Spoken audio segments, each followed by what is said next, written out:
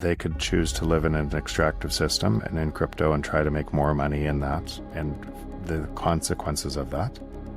Or they could choose to live in the first global free market that's ever existed and win out of that. So you have an infinite game playing against a zero-sum game. It's repricing it all, right?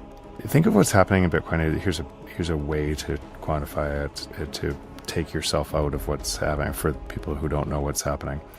Like holding Bitcoin, right? And it's just holding, I'm just going to hold it forever, right?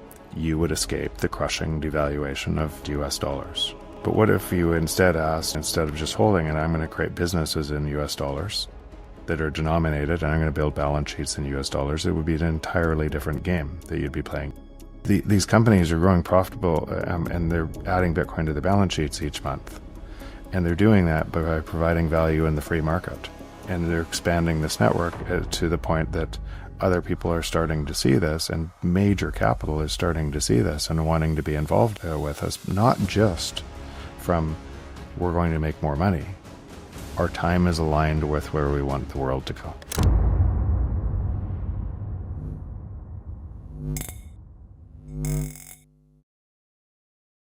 As the market braces for a significant drop, after crypto and stocks continue to fall, investors are expecting the worst. Today we have Jeff Booth giving us his prediction for Bitcoin in 2025 and why we're on the verge of an absolute breakout. Booth discusses the collapse of the fiat money system around the world and says there's a plan to take over Bitcoin and crypto. With BlackRock being one of the biggest players to get into the space, this will be the least of our concerns, as entire countries are now coming for Bitcoin, with the current price sitting just over 113,300, down over 3% just this week. In this latest interview, Booth discusses why it's more important than ever that nation-states adopt Bitcoin and incorporate into the global economy before the inevitable collapse of the current monetary system as we know it. Let's get right into the latest interview with Jeff Booth, as he gives us his prediction for Bitcoin in the coming months and why a massive surge in capital is about to pour into the space. Drop your comments down below and subscribe if you enjoy the content we do here.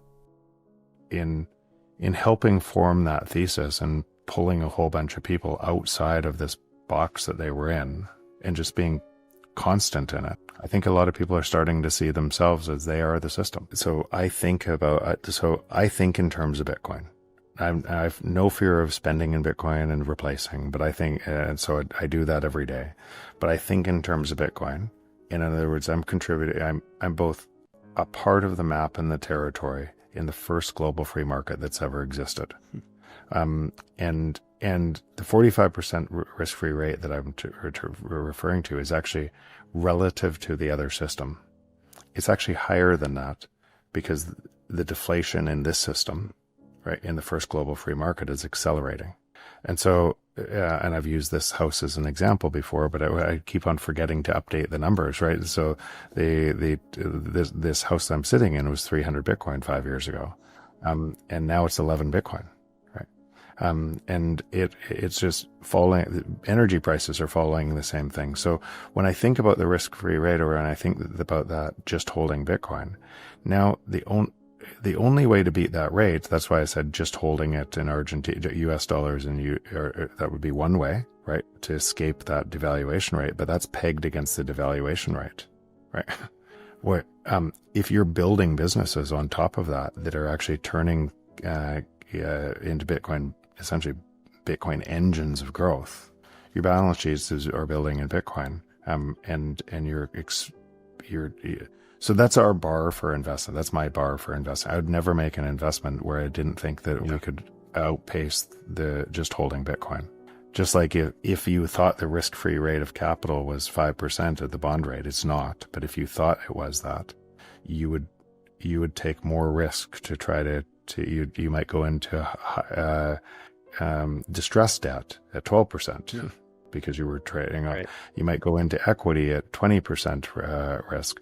Now it just changes the calculation, and I believe the risk-free rate is at minimum 45%. And so you're looking at companies that can grow their Bitcoin treasury, and by providing value to by creating value to others. The only way you get paid in the free market more than anybody else is by creating more value for them. I suspect that in time, there'll be specialists of venture capital across in tiny little that are better in certain different things. Right now, it's so early in this that it's a wide net, and you're seeing things. And when I say wide net, it's a global fund, so you're seeing different things in different markets globally, and we get to see some incredible founders and incredible companies all over the world, and so it's been wild. And I find it fascinating that so many people talk about all the problems with Bitcoin, or the problems in understanding it, or the problems, because what entrepreneurs do is go fix those problems, get paid for it, right? And so you have a whole bunch of people in the other system worried about Bitcoin, when you have other people racing out of that system to solve problems and getting paid for it. So and just because the way the world works today, there's almost an infinite amount of problems from that existing system. And people moving their time into solving Bitcoin scalability, privacy, different things in layers on top of Bitcoin, obviously create staggering opportunities to provide an off-ramp for all of these people that are going to be stuck. But that off-ramp is what you're doing. It's what Natalie Brunell's doing. It's what Sam Callan is doing. It's what all of these people are doing. They're finding their niche where they're the best, right, where they can really add value. And if I watch some of what's happened with my friends through this, right, and what's happened to their lives, it's just the same thing over and over and over again. They've moved to provide more value. As they provide more value, the market responds, and they're exploding. Then there's lots of opportunity to build businesses on top of this protocol that create opportunities. It is a wild ride to be, but that's I think about even my process going through Bitcoin and understanding and writing the book to examine this for myself too. And I think once you unveil something that's true and people start to know what's true, now you can see a solution set that's very different. Booth asserts this journey is just beginning, comparing the initial years to the current widespread interest and investment. He also acknowledges that BlackRock's recent entry into Bitcoin will transform the crypto landscape as we know it, as more institutional investors pour in. This dramatic increase in capital will drive Bitcoin's price significantly higher, like we saw in the halving early last year. Booth highlights this being a significant development in the financial ecosystem. The ongoing adoption of Bitcoin by governments, institutions, and media signifies a broader recognition of its value. What you just described, how each of us is a node in this network, and it's getting stronger and stronger, and all of those people are just activating and moving this faster and faster. That's what I can't believe I get to be a part of. I can't believe I pinch myself every day that we get to do this together. We had a thesis, and you know this, and many Bitcoiners know this, that I've always thought that this isn't a technology where the technology is winner take most. This is a protocol which is winner take all, and protocols come in layers. And so we had the thesis that it was early with Lightning, with where Lightning was at the time where we started the fund. First, I wanted to move my time into all Bitcoin. So it was almost a selfish thing to be, because there was a disconnect with what I said I wanted into the world, and me funding that world, trying to extract money from. So that was being part of the problem. And so I wanted to move my time all into Bitcoin. One of my things, because honestly, I've made so many of my own mistakes in building businesses, and so many that I thought that would be a really great place to play to help other people create their value and their value to Bitcoin on Bitcoin and create value there. So I thought a venture fund would be a great way to do that and move my time to it. At the time, with early where Lightning was and Liquid and all of the scaling solutions, you could see it was emerging, but it was early. So we knew at that time, and like, you'd never raise, if we raised a huge fund at that time, there wasn't enough to work on in that time. You actually had to seed those companies. You had to help them, and you had to understand that the path that would look like, and really work with those companies and founders, because it was going to be a long path. So we raised the right amount of capital so that we could deploy that strategy. That strategy has been crazy effective.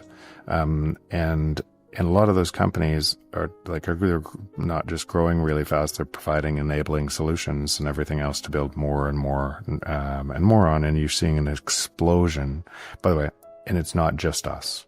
A lot of the other Bitcoin only VCs help, not just Bitcoin only VCs, a lot of the non-dilutive capital and grants in the system, but all of that capital kind of having a different view of what the world would look like than crypto and all the nonsense and trying to just make more money, trying to provide value. What I was describing in Price of Tomorrow and why I dedicated 2 chapters to artificial intelligence is I knew it was moving exponentially, but most people were measuring it linearly. And that's why I use the paper folding example. 50 folds of a piece of paper, it reaches the sun. And most people are measuring it linearly. So they don't realize that in fold 36, 37, when you start taking the bigger steps, which is exactly what was happening in AI, that they were waking up and saying they couldn't see where it would be when I said it would be there because they had the wrong measuring. And so remember that right now when you're looking at AI, which is actually growing far faster than Moore's Law, right? It's doubling every about 6 months right now but that means the AI you're using right now is the worst it'll ever be by far, right? By such a staggering amount. And that AI, and so exactly that point is that system should make mass deflation and you get richer every year by doing nothing. The existing system has to extract all of that and more at an exponential scale. It's just a mirror image, right? Because these systems are incompatible together. So I think people get so confused with AI in that it's a productivity tool, right?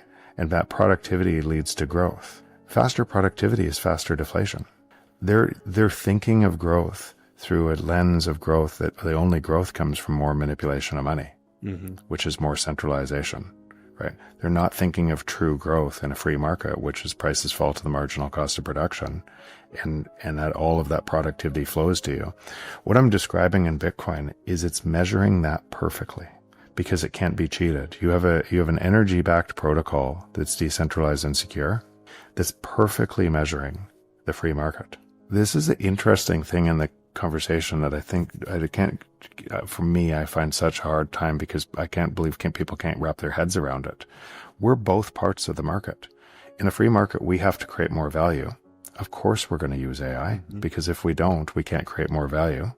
And then on the other side of us as creators, we're users of that value and we only choose things that give us more value. By the way, what I just described is entirely the entire sum total of economics. You could explain it to a 5-year-old, right? We trade with each other to create more value. Right. We compete with what was there before. And the only way we could provide more value is offer more value than what was there before. And we use the more value. Yeah. Prices fall as a result.